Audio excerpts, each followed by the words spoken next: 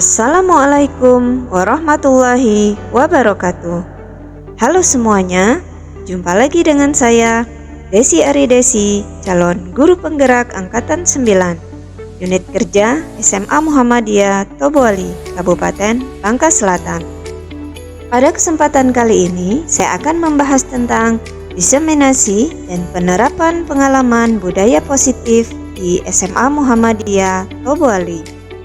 Ada 8 konsep inti budaya positif. Yang pertama, perubahan paradigma belajar. Yang kedua, disiplin positif. Yang ketiga, nilai-nilai kebajikan. Yang keempat, kebutuhan dasar manusia. Yang kelima, motivasi perilaku manusia. Yang keenam, posisi kontrol guru. Yang ketujuh, keyakinan kelas. Yang terakhir, segitiga restitusi. Pembahasan yang pertama mengenai pembelajaran dengan paradigma baru. Pembelajaran dengan paradigma baru merupakan pembelajaran yang dirancang berdasarkan prinsip pembelajaran berdiferensiasi, sehingga peserta didik belajar sesuai kebutuhannya berdasarkan tahap perkembangan sesuai teori psikologi modern untuk mewujudkan profil pelajar Pancasila. Mengubah paradigma stimulus respon ke pendekatan teori kontrol. Pada stimulus respon, realitas atau kebutuhan kita sama. Sedangkan pada teori kontrol, realitas atau kebutuhan kita berbeda. Stimulus respon, semua orang melihat hal yang sama.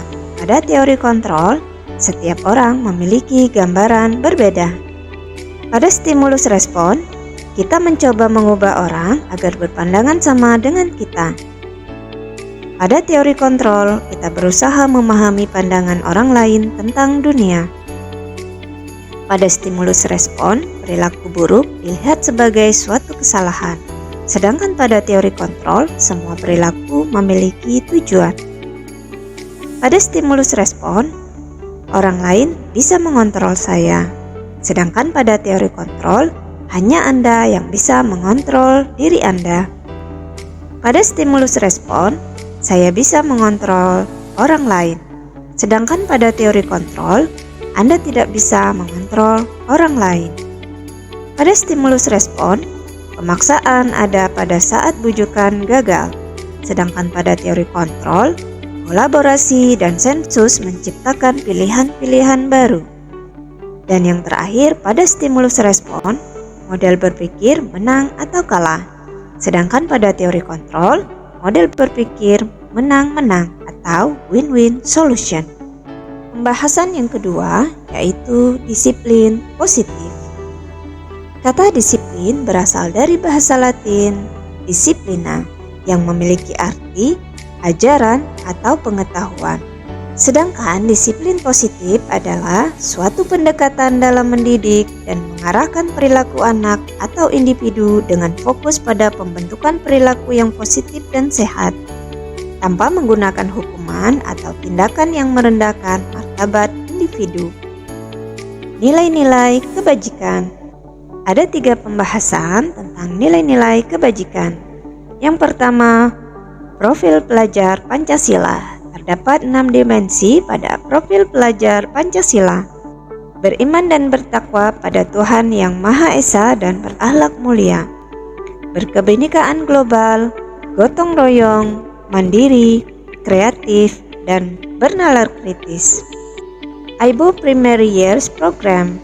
Yang pertama, toleransi, rasa hormat, integritas, mandiri, menghargai, antusias, empati, keingintahuan, kreativitas, kerjasama, percaya diri, dan komitmen. Yang ketiga, keterampilan hidup. Dapat dipercaya, baik hati, tidak merendahkan orang lain, dan memberikan yang terbaik dari diri. Pembahasan yang berikutnya yaitu kebutuhan dasar manusia. Kebutuhan dasar manusia adalah kategori kebutuhan yang esensial bagi kelangsungan hidup, kesejahteraan, dan perkembangan individu. Kebutuhan dasar manusia harus dipenuhi untuk memungkinkan memungkinkan individu untuk hidup secara sehat, layak, dan produktif. Motivasi perilaku manusia yang pertama, untuk menghindari ketidaknyamanan atau hukuman. Yang kedua, untuk mendapatkan imbalan atau penghargaan dari orang lain. Yang ketiga, untuk menjadi orang yang mereka inginkan dan menghargai diri sendiri dengan nilai-nilai yang mereka percaya. 5 posisi kontrol guru. Yang pertama, sebagai penghukum. Yang kedua, membuat rasa bersalah. Yang ketiga, sebagai teman. Yang keempat, sebagai pemantau. Dan yang kelima, sebagai manajer. Berikutnya, keyakinan kelas. Keyakinan kelas dapat diartikan sebagai nilai-nilai kebajikan universal yang disepakati bersama oleh seluruh anggota kelas, yang kemudian dijadikan sebagai dasar dalam membangun budaya positif di sekolah. Keyakinan kelas dapat membantu dalam menciptakan lingkungan belajar yang positif dan membantu siswa berkembang menjadi pribadi yang kritis, penuh hormat, dan bertanggung jawab. Proses pembentukan keyakinan kelas. Yang pertama, bersifat abstrak. Yang kedua, berupa pernyataan universal. Yang ketiga, dibuat dalam pernyataan positif. Yang keempat, sedikit saja agar mudah diingat. Yang kelima, sesuai dengan kondisi kelas dan sekolah sehingga mudah diterapkan. Dan yang terakhir, semua warga sekolah atau warga kelas dilibatkan saat pembuatan keyakinan kelas. Segitiga restitusi. Segitiga restitusi adalah proses menciptakan kondisi bagi peserta didik untuk memperbaiki kesalahan mereka, sehingga mereka bisa kembali pada kelompok mereka dengan karakter yang lebih kuat. Bagian dari segitiga restitusi. Yang pertama, menstabilkan identitas. Yang kedua, validasi tindakan yang salah. Dan yang ketiga, menanyakan keyakinan. Adapun perbedaan hukuman, konsekuensi, dan restitusi. Pada hukuman, tidak terencana atau tiba-tiba. Murid tidak tahu apa yang terjadi, bersifat satu arah, dan yang terakhir berupa hukuman fisik atau psikis. Sedangkan pada konsekuensi, sifatnya terencana atau disepakati sesuai peraturan. Yang kedua, murid tetap dibuat tidak nyaman. Yang ketiga, sikap guru selalu memonitor murid. Pada restitusi, proses menciptakan kondisi bagi murid untuk memperbaiki kesalahan. Dan yang terakhir, proses kolaboratif yang mengajarkan murid untuk mencari solusi sendiri. Dari apa yang kita bahas, dapat kita simpulkan bahwa dalam penerapan program disiplin positif, hendaknya guru memiliki standar kepribadian, profesional, dan sosial yang baik, di mana guru mampu merefleksikan dirinya dalam posisi kontrol saat ini. Bagaimana perjalanan dirinya sebagai among atau manajer yang menuntun murid-muridnya menjadi insan yang mandiri, merdeka, dan bertanggung jawab.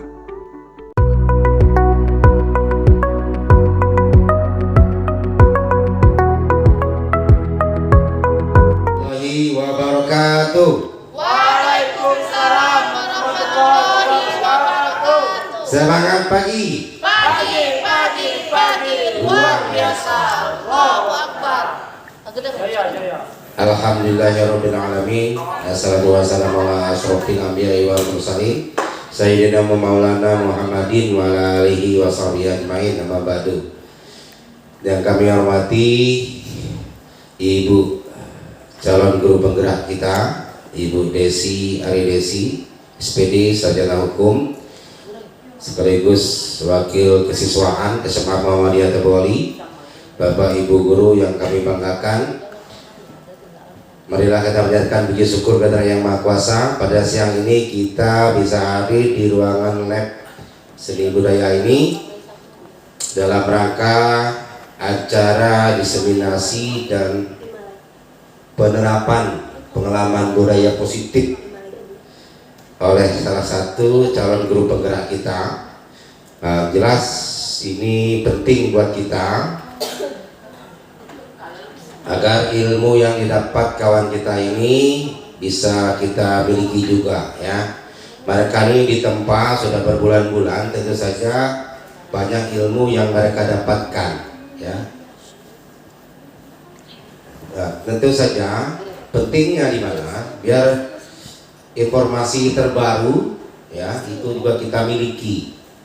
Kita merubah pola pikir kita demi kemajuan ya, demi kemajuan memberikan pelayanan maksimal buat peserta didik kita ya.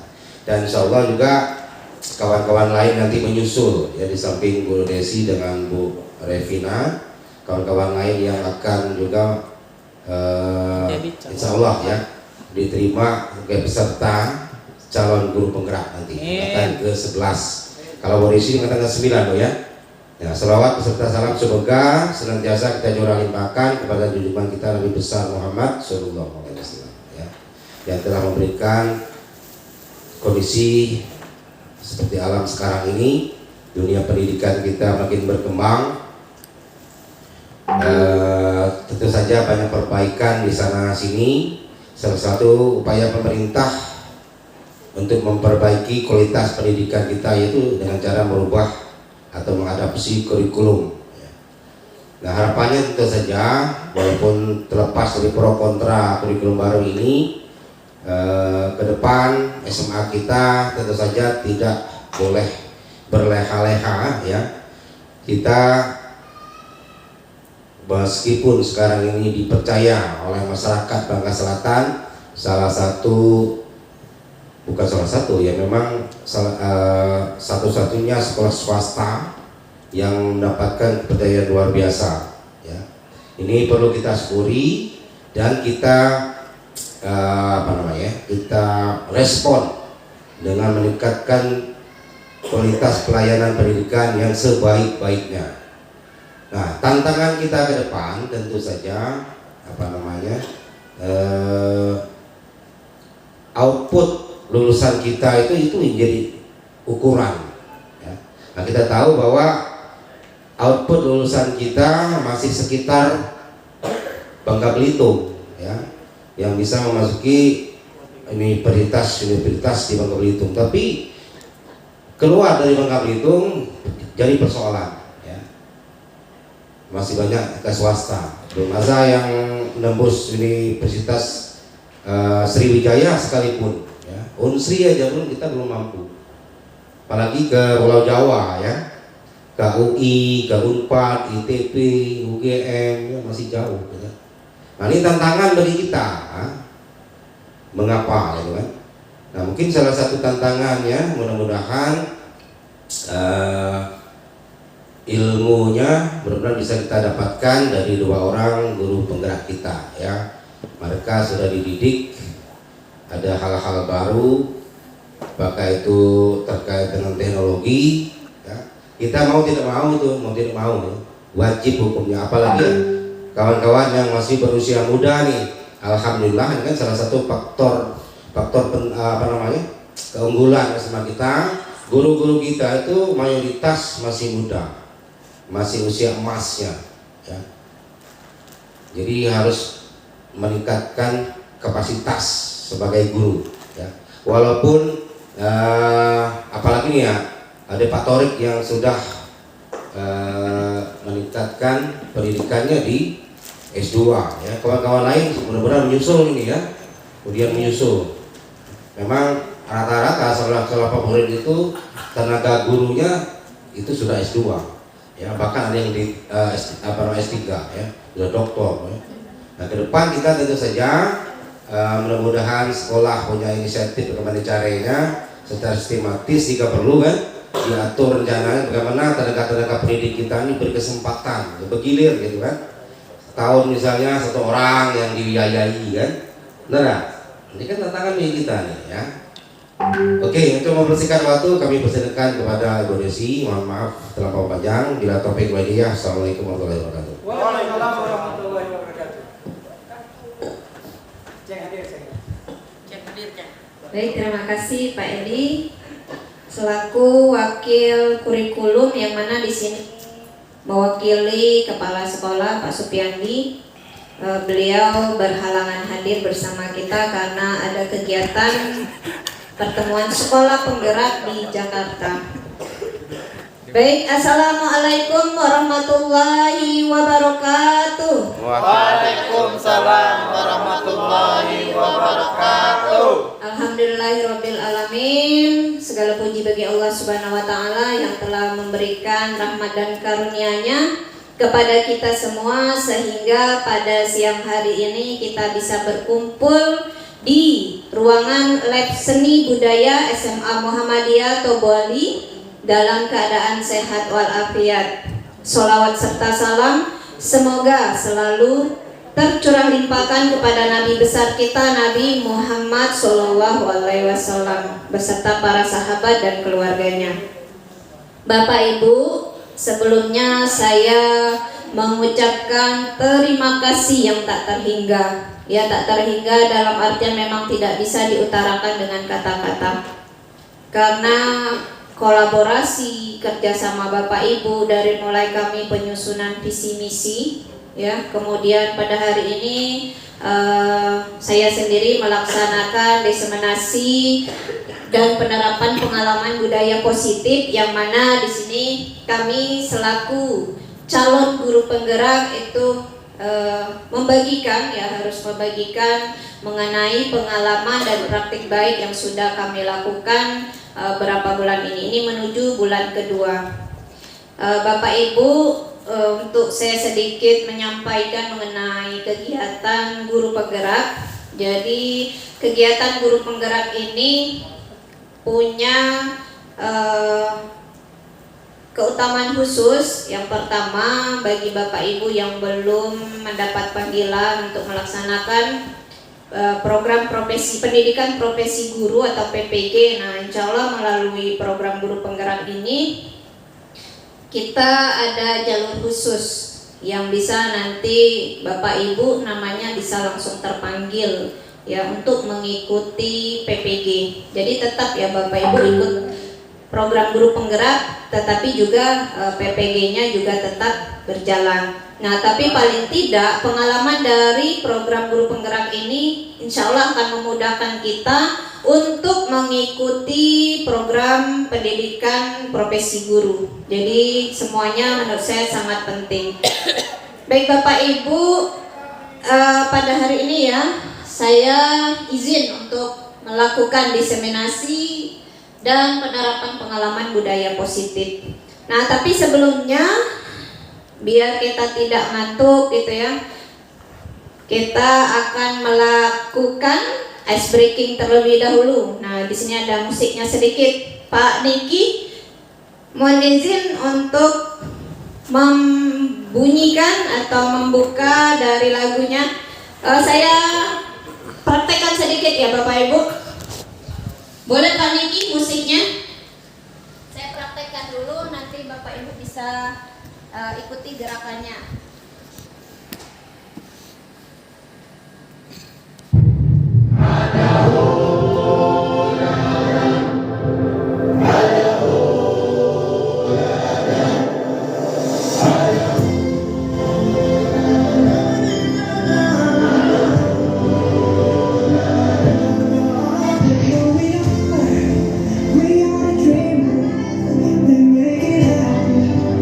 We believe that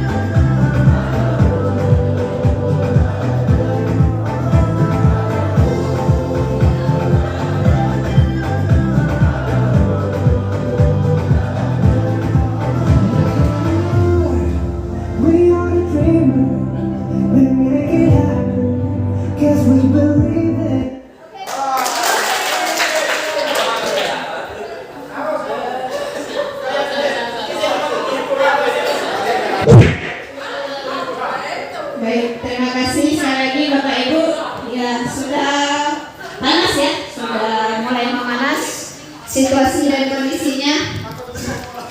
Next, minta tolong Pak Yakin selaku operator.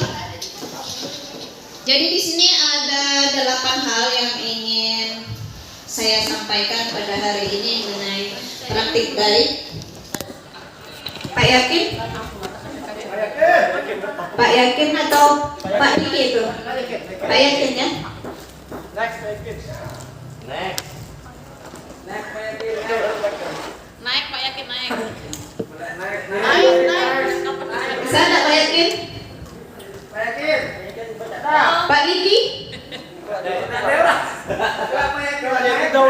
Baik, jadi yang pertama yang ingin saya sampaikan itu mengenai perubahan paradigma belajar. Kemudian yang kedua ada disiplin positif. Yang ketiga nilai-nilai kebajikan. Yang keempat kebutuhan dasar manusia. Nah, apa yang dibutuhkan? Ya misalnya Pak Fahri butuh apa?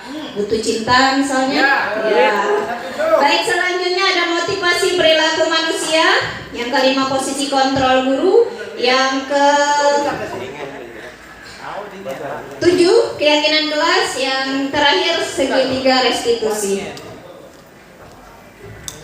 Nah, yang pertama, ya slide yang pertama mengenai pembelajaran dengan paradigma baru. Nah, di sini kita lihat next. Nah, pembelajaran dengan paradigma baru merupakan pembelajaran yang dirancang berdasarkan prinsip pembelajaran berdiferensiasi. Apakah Bapak Ibu sudah mulai melaksanakan pembelajaran berdiferensiasi?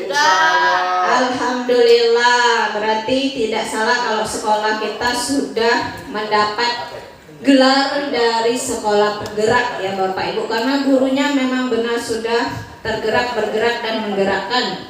Nah, di sini dengan adanya pembelajaran berdiferensiasi, berharap peserta didik belajar sesuai dengan kebutuhannya berdasarkan tahap perkembangan sesuai teori psikologi modern untuk mewujudkan profil pelajar Pancasila.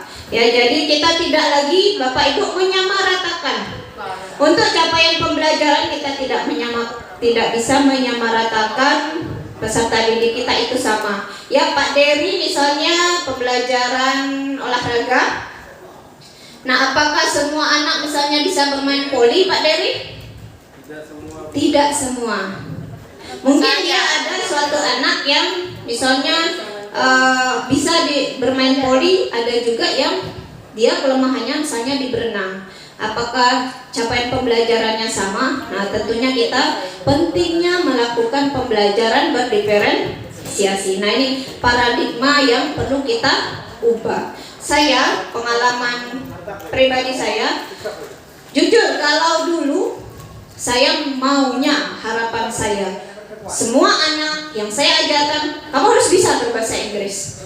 Karena saya kebetulan ngajarnya bahasa Inggris. Tetapi saya bisa sekarang, alhamdulillahnya, mulai mencoba. Bukan berarti saya sudah berhasil dan sukses. Saya sekarang mulai mencoba, di mana saya berusaha memetakan anak berdasarkan gaya belajarnya. Jadi saya fokus berdiferensiasinya pada gaya belajarnya. Gaya belajar seperti apa? Saya mengelompokkan, ada yang visual, audio visual. Nah, ada yang memang walaupun sekarang zamannya teknologi, ada anak yang sifatnya auditory, ya sifatnya hanya mau mendengarkan saja. Dia tidak suka melihat, baik itu melalui kertas maupun melalui gawai atau handphone yang dia miliki. Nah, ini harus kita petakan berdasarkan gaya belajar mereka. Dengan demikian, ketika seorang anak merasa dia itu diterima di suatu lingkungan, nah sama halnya misalnya saya contohkan Pak Fahri. Pak Fahri ketika kita itu bisa atau kita sebagai siswa merasa diterima di suatu lingkungan, apakah kita akan tertutup? Tentunya tidak. Kita akan semakin terbuka. Anak yang tadi memiliki kesulitan belajar bahasa Inggris, mereka ketika dipetakan ternyata banyak keluhan. Misalnya mata pelajaran saya bahasa Inggris, Mem, saya itu kesulitannya menghafal. Ada yang kesulitannya mengucapkan atau pronunciation-nya. Nah, ini dengan adanya berdiferensiasi tadi itu ternyata cukup membantu guru dalam menyampaikan tujuan pembelajaran. Ya, seperti itu ya Bapak Ibu. Jadi paradigma berpikir kita itu harus sudah mulai kita berubah. Kita sudah menggunakan paradigma baru di mana harapannya mewujudkan profil pelajar Pancasila. Next. Pak yakin? Ya.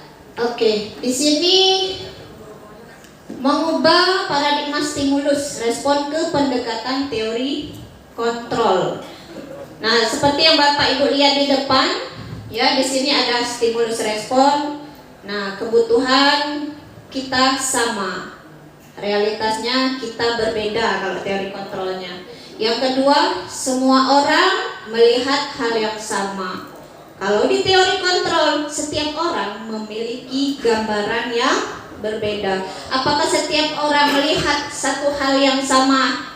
Ini pendapatnya sama? Ketika Bapak Ibu melihat ini apa namanya? Mouse. Ketika Bapak Ibu melihat mouse, hal apa yang Bapak Ibu gambarkan? Ada yang memulai dari bentuknya, berarti Pak Diki. Ada yang dari warnanya. Ada yang dari fungsinya. Ya, itu artinya kita tidak sama dalam memandang suatu hal. Nah, kemudian yang ketiga, kita mencoba mengubah orang agar berpandangan sama dengan kita. Atau ini bisa kita bilang paksaan ya, memaksa orang lain untuk punya pandangan yang sama. Nah, di sini di teori kontrol kita berusaha memahami pandangan orang lain tentang dunia. Selanjutnya, kalau di stimulus respon, perilaku buruk dilihat sebagai suatu kesalahan. Apakah kita demikian selaku pendidik Bapak Ibu? Ketika ada seorang anak berbuat satu kesalahan, apakah itu kita anggap suatu hal yang buruk? Maybe sebagian dari kita demikian, menganggap itu hal yang buruk. Semua perilaku memiliki itu tujuan. Ketika ada anak yang terlambat, apakah kita menganggap dia buruk?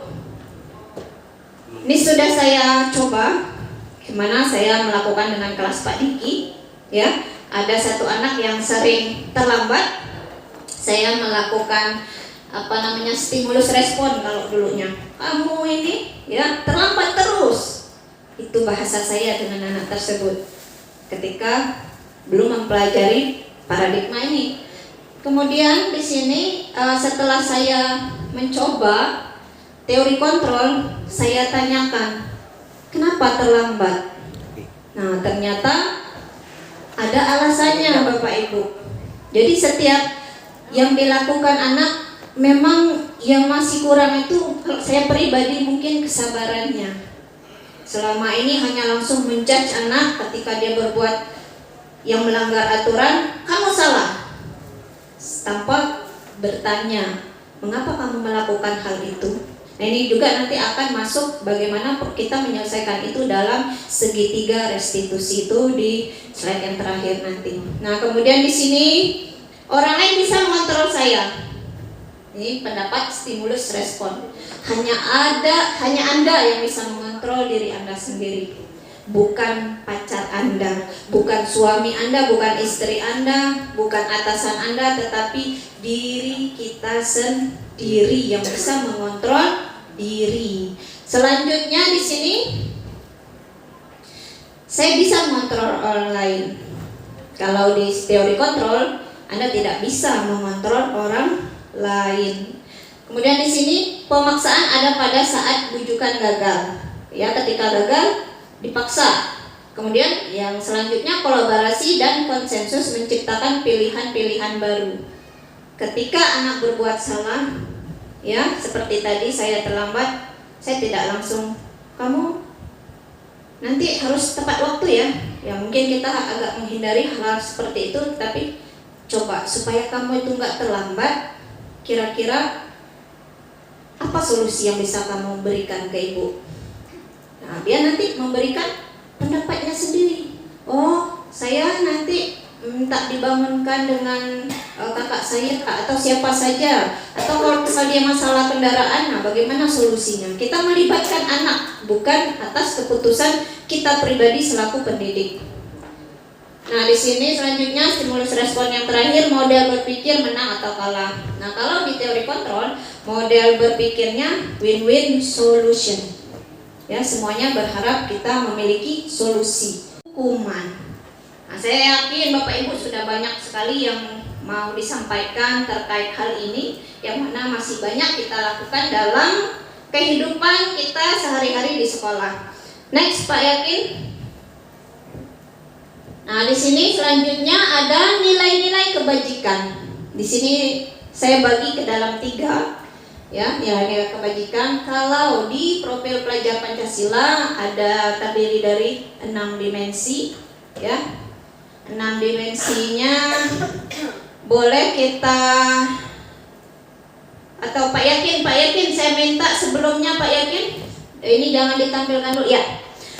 Saya minta ada yang bisa menyebutkan 6 dimensi pelajar Pancasila. 6 dimensi pelajar Pancasila. Bu Umi. Mantap. Gue tadi. Aku Mantap. tadi Kira-kira mau angkat tangan gitu ya? Kamu. Oh enggak. Coba tapi coba. Oke, coba.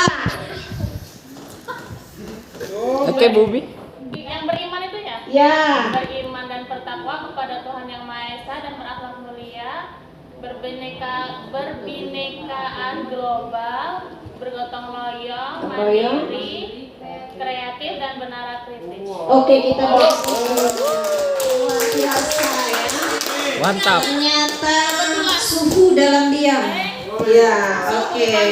Boleh lah biar bisa saya, Bapak Ibu, mengingatnya mungkin kalau kayak Bu Umi tadi, ingatan Bu Umi, ya. Nah, tapi saya mengingatnya dalam lagu. Nah, nanti kita nyanyi sama-sama Bapak Ibu ya, biar semakin teringat di benak kita.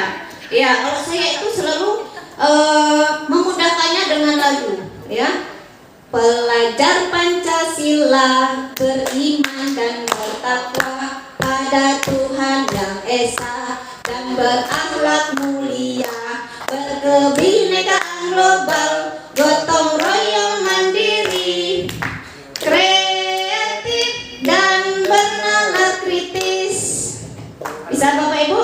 Sekarang biar semangat lagi, semuanya berdiri. Bapak Ibu, kita berdiri dulu Bapak Ibu.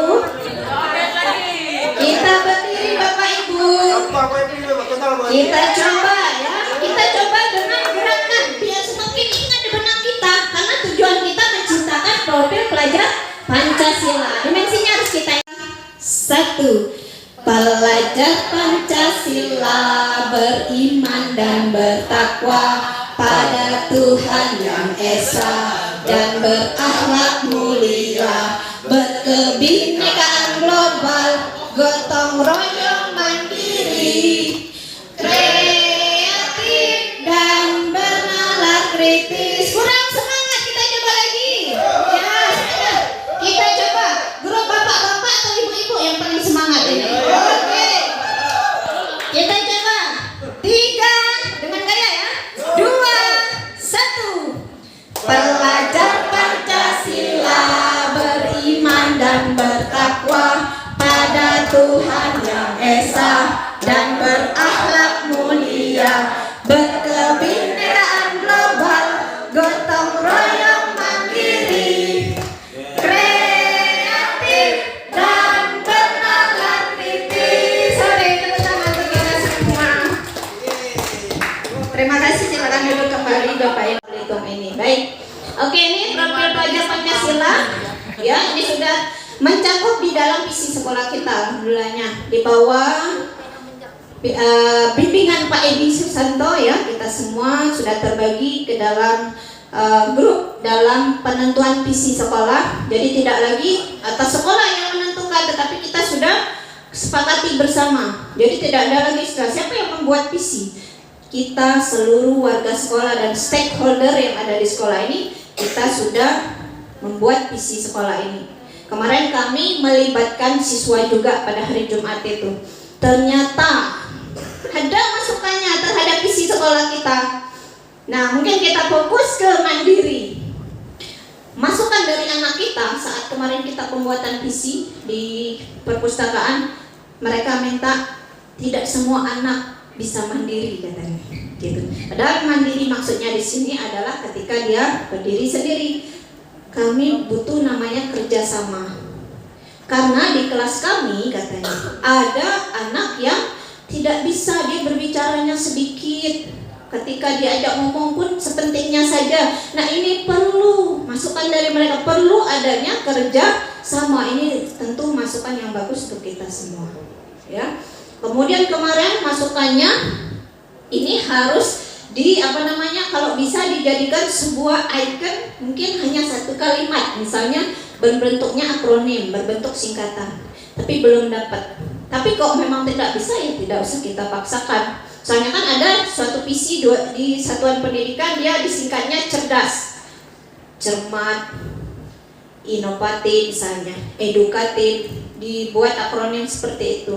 Nah, kebetulan visi kita belum sampai, ya, belum ada. Tapi siapa tahu nanti Bapak Ibu punya ide, boleh disampaikan.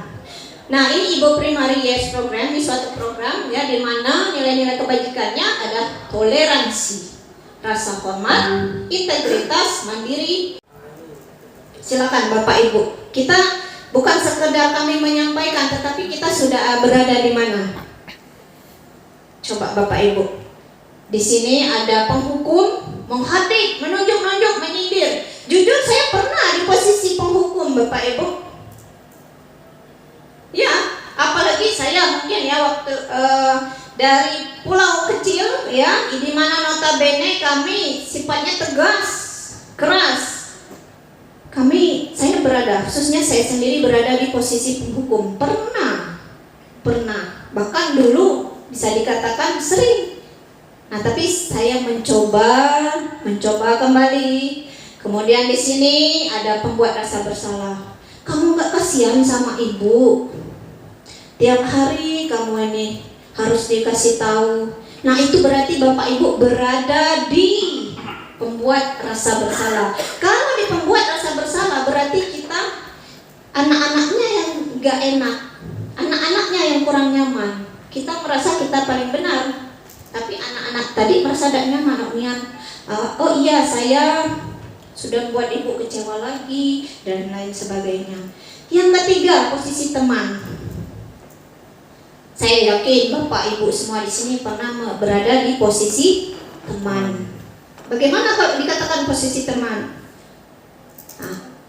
Di posisi teman ini, misalnya di sini murid berbicara di kelas ketika Bapak Ibu menjelaskan. Misalnya saya contohkan, misalnya Wahyu, kamu kok ngobrol terus sama Alif, misalnya contoh ya, ini misalnya murid, kamu kok ngobrol terus sama Alif? Main game.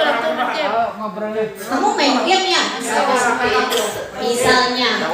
Nah, di sini nanti ya sudah, nggak apa-apa ya hari ini, tapi lain kali jangan. Nanti Ibu jelaskan lebih detail, kita ketemu di kantin ya. Nah, ini berarti apa yang tadi saya sampaikan, saya berada di posisi sebagai teman. Ya, saya tidak menghukum, tapi saya menjadikan sebagai teman. Ya, apakah Bapak Ibu sudah menjadi teman untuk siswanya? Tentu sudah. Saya yakin kalau guru-guru di SMA Muhammadiyah sudah menjadi teman, posisi kontrolnya teman. Nah, pemantau. Kira-kira dari depan itu antara pemantau dan manajer apa perbedaannya menurut Bapak Ibu? Ada pemantau, ada manajer. Ini bukan manajer perusahaan ya Bapak Ibu ya. Ada pemantau dan manajer. Apa bedanya manajer dengan pemantau?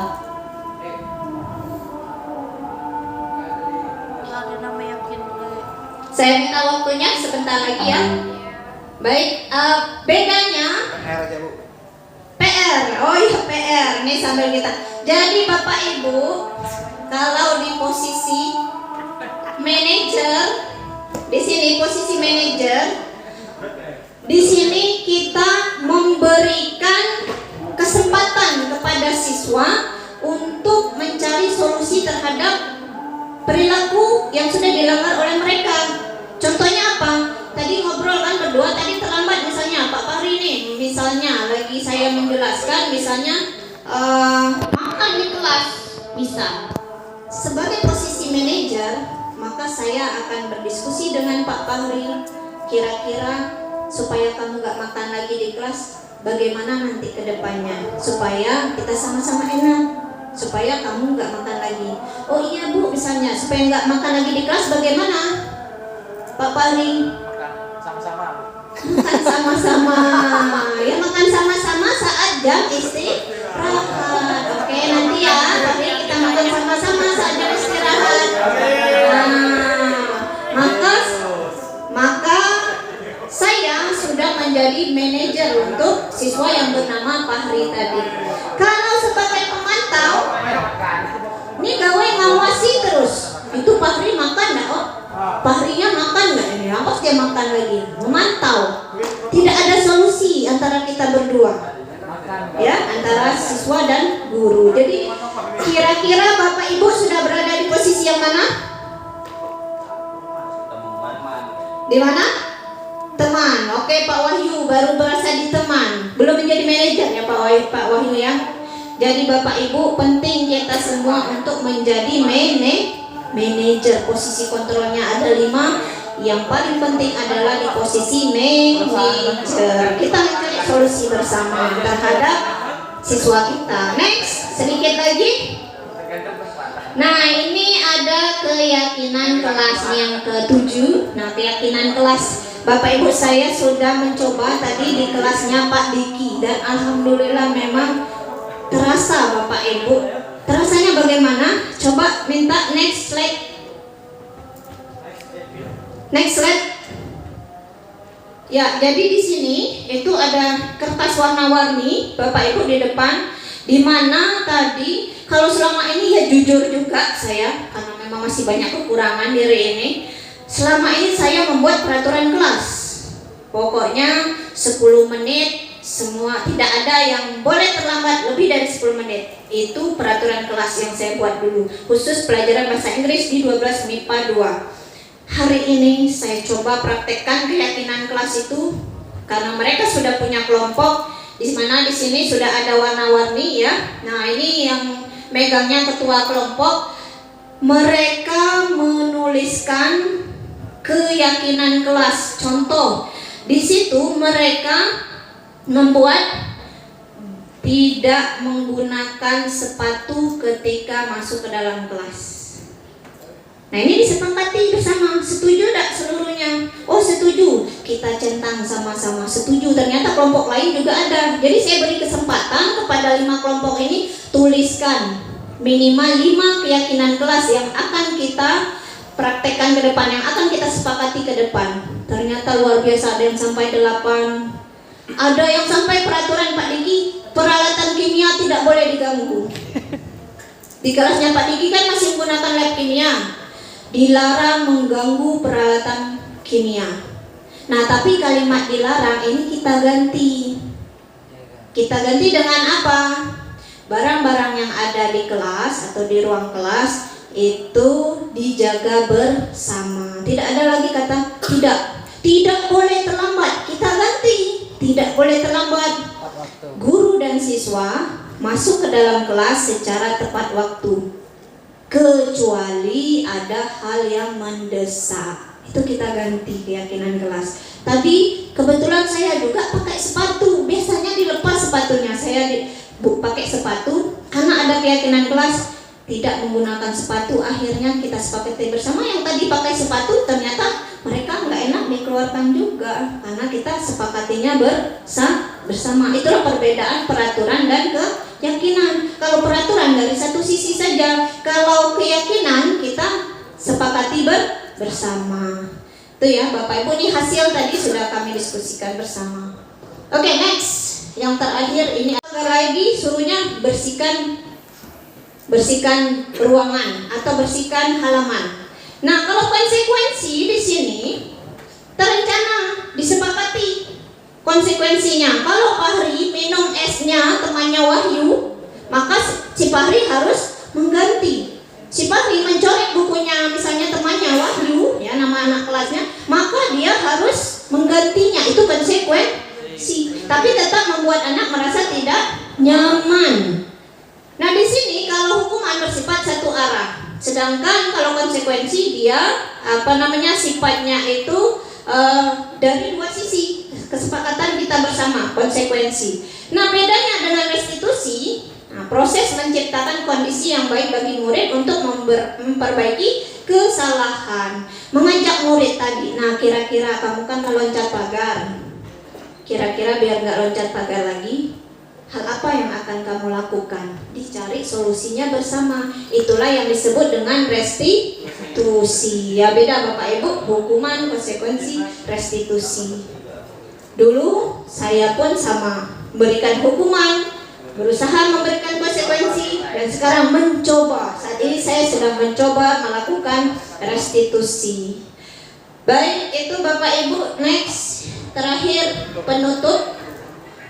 Dalam penerapan program disiplin positif, hendaknya guru memiliki standar kepribadian profesional dan sosial yang baik, di mana guru mampu merefleksikan dirinya dalam posisi kontrol saat ini.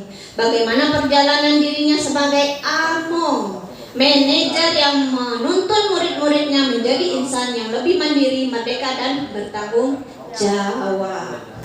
Oke, itu Bapak Ibu ya, mengenai disiplin positif yang mana kita coba untuk jalankan atau kita implementasikan ke depannya.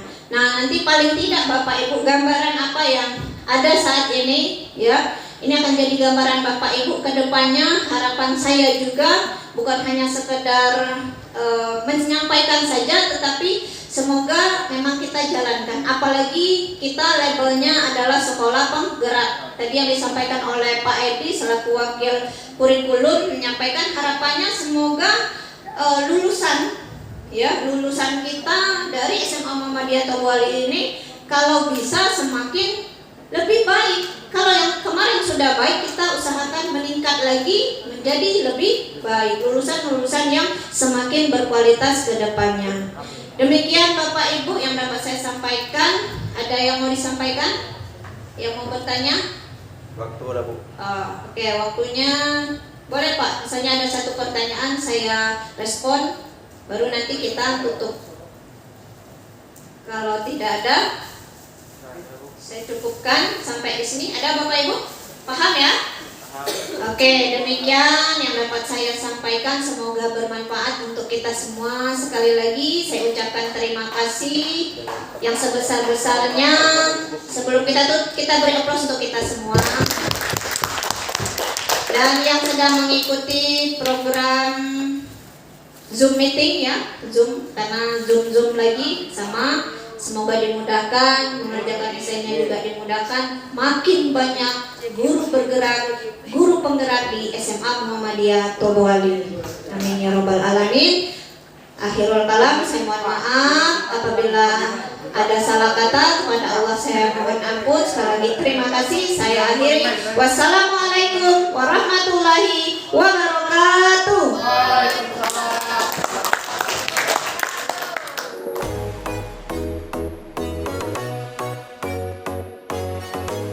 Assalamualaikum warahmatullahi wabarakatuh.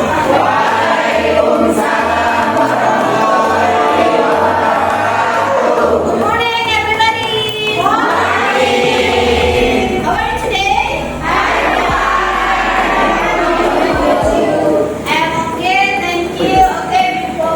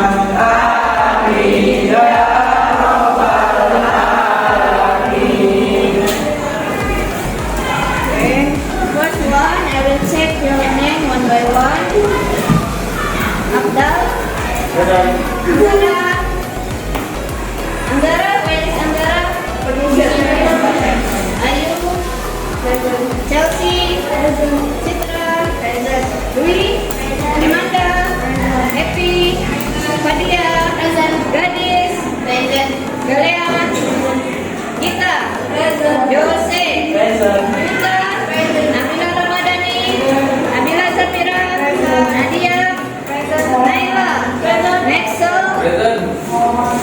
Nikia, Novita, Octalia, Putra, Raffi, Rehan, that's it. Stand up here.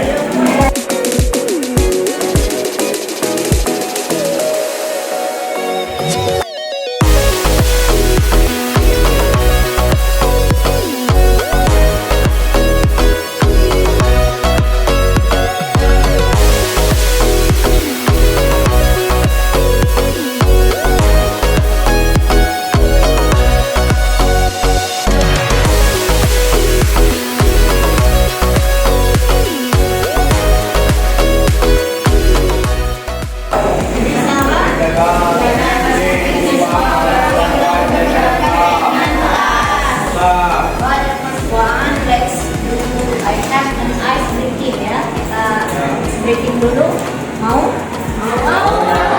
Semangat. Nah, ice breakingnya tepuk-tepuk. Saya sudah coba di kelas lain ya, tepuk, pakai lagunya lagu Pink. Can you do it? Bukan Pink ya. Can you do it? Bisa dilakukan? Oke, I will try first. Saya coba dulu ya.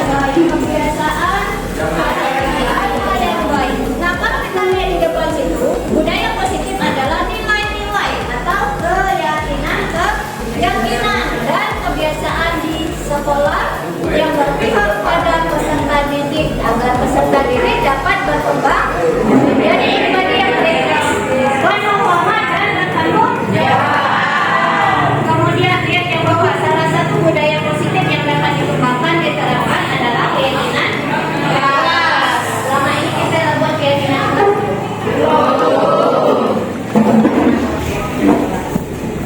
Ada yang tahu keyakinan kelas itu apa? Keyakinan kelas itu apa? Ada yang tahu? Atau oke, coba Rika. Baiklah, keyakinan kelas adalah suatu implementasi diri yang diartikan dari dalam individual masing-masing. Dari individual diri masing-masing. Diri masing-masing. Oke, kita beri aplaus dulu.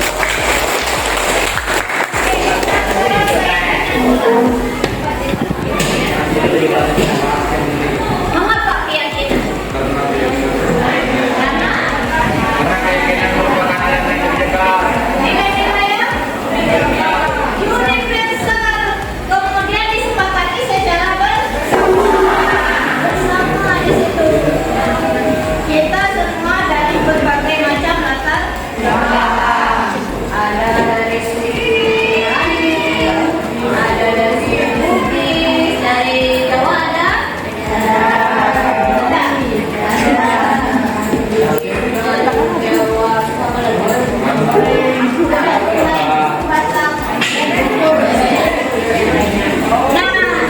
Kita lihat di sini, kita akan membuat keyakinan kelas. Selama ini sudah kita lakukan? Yang ada selama ini adalah peraturan. Siapa yang tahu beda peraturan dengan keyakinan? Keyakinan dengan peraturan. Keyakinan kelas, peraturan kelas. Siapa yang tahu bedanya? Ada yang tahu bedanya? Ada yang tahu bedanya? Coba. Apa beda peraturan? Keyakinan. Kalau dilihat dari definisi di atas. Ada yang mau mencoba jawab? Sama-sama. Apa beda peraturan dan keyakinan? Ada yang bisa? Bisa lagi? Oke, coba. Perbedaan peraturan dan keyakinan kelas. Kalau peraturan itu adalah suatu aturan yang harus diyakinkan untuk melakukan tindakan suatu kebaikan, contohnya kedisiplinan di dalam kelas. Oke. Dan juga untuk keyakinan untuk memotivasi diri sendiri dalam melakukan suatu peraturan. Peraturan.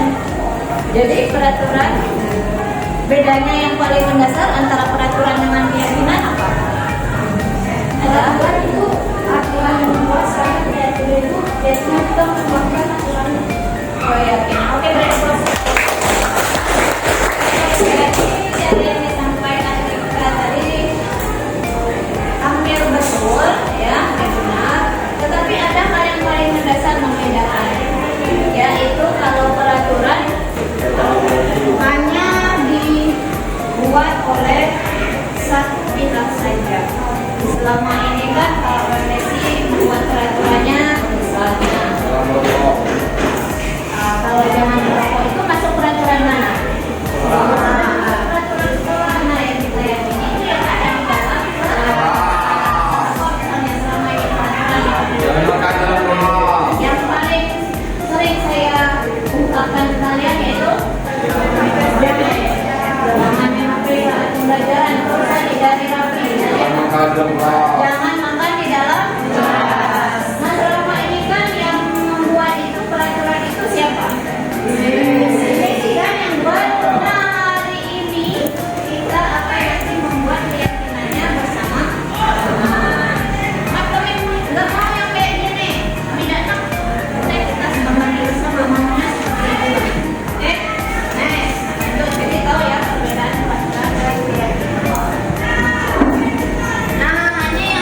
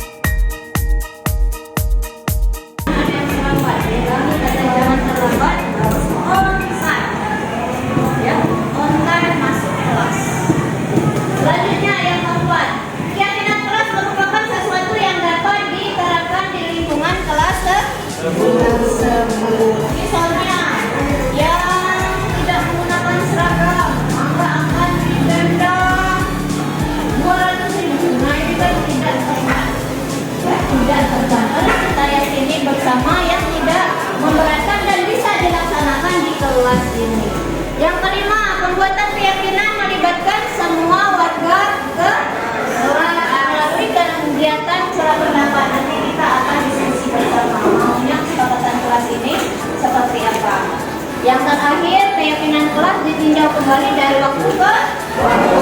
Kita ada yang namanya evaluasi. Dalam misalnya sebulan ini kira-kira keyakinan kelas kita apakah sudah berjalan sesuai atau belum?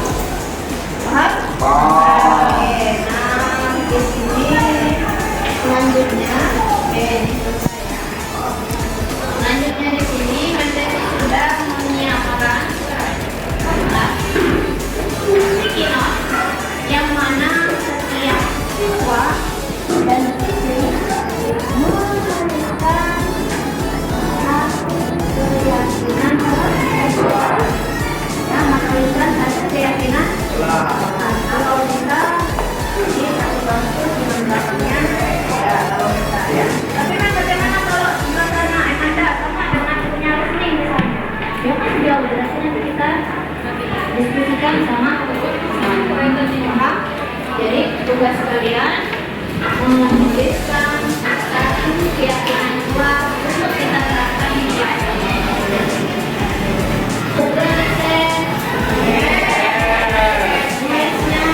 jangan lupa tadi ini lemnya di belakang, nulisnya di sini satu keyakinan kuat. And don't forget to input your name.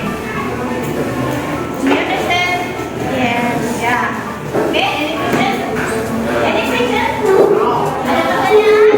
Nah, and kalau sudah selesai, you can put ya on the whiteboard.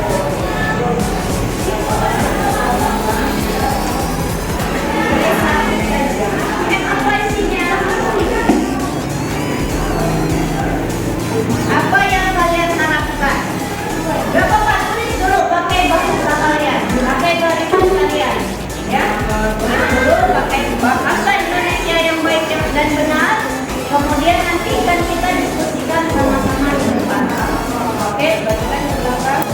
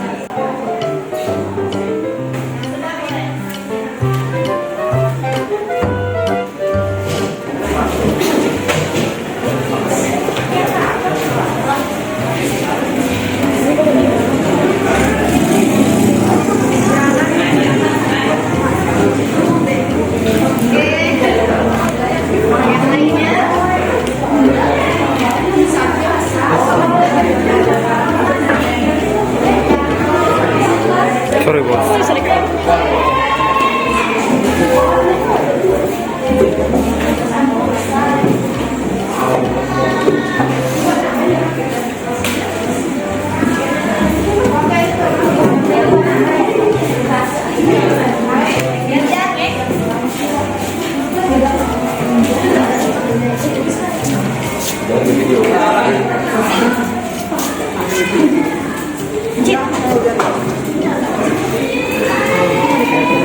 Antara kau dan dia ya.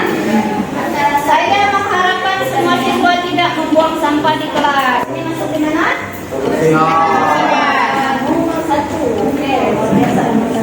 Dan yang terakhir, selalu menggunakan sepatu. Ada tadi? Ada. Di nomor? Sepatu masuk nomor 4.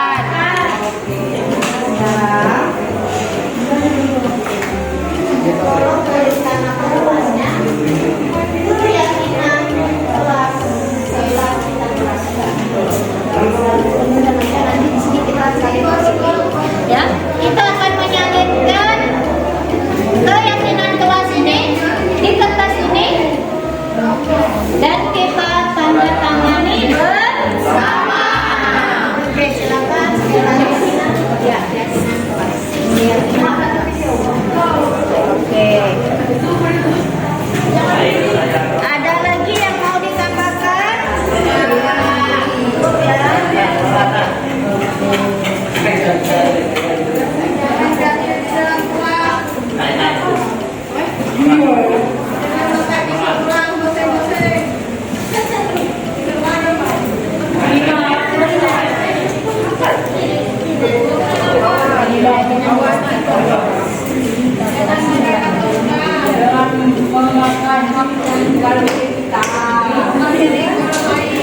Oke, ini keyakinan yang akan kita sepakati bersama ya. Ada 7 dari kelas ini. Ada keyakinan. Ada yang tidak boleh. Di bawah sini boleh. Di bawahnya boleh ya.